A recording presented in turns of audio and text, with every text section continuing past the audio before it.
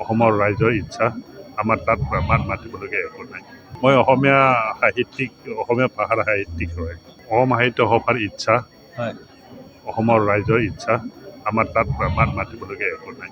হ'লেও আপোনালোকৰ কিছু নাই, আমাৰ মাত পৰামৰ্শ আচলতে মাতিবলগীয়া একো সকলোৱে নাই তাত। বিচাৰে। মই অসমীয়া সাহিত্যিক, অসমীয়া ভাষাৰ সাহিত্যিক হয়। অসম সাহিত্য সভাৰ একো নহয় বা অসমবাসী নহয় মই। গতিকে মোৰ মন্তব্য দিয়াৰ কোনো অধিকাৰো নাই। আৰু বাহিৰা মানুহ হিচাপে মই মনে মনে থকাই উচিত। অসমৰ ৰাইজে বিচাৰিছে, মৰম স্নেহ কৰিছে, সেইটো মই ধন্যবাদ দিছোঁ, বহুত ভাল পাইছোঁ। কিন্তু সেইবুলি যে মোৰ হ'বলৈ ময়ে হ'ব লাগিব সেইটো কোনো কথা নাই। মই একো মন্তব্য নিদিওঁ। অসমৰ ৰাইজৰ ইচ্ছা আমাৰ তাত মাত মাতিবলগীয়া একো নাই। মই অসমীয়া সাহিত্যিক, অসমীয়া ভাষাৰ সাহিত্যিক হয়।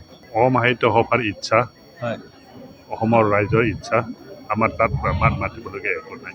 হ'লেও আপোনালোকৰ কিছু নাই, আমাৰ মাত পৰামৰ্শ আচলতে মাতিবলগীয়া একো সকলোৱে নাই তাত। বিচাৰে। মই অসমীয়া সাহিত্যিক, অসমীয়া ভাষাৰ সাহিত্যিক হয়। অসম সাহিত্য সভাৰ একো নহয় বা অসমবাসী নহয় মই। গতিকে মোৰ মন্তব্য দিয়াৰ কোনো অধিকাৰো নাই। আৰু বাহিৰা মানুহ হিচাপে মই মনে মনে থকাই উচিত।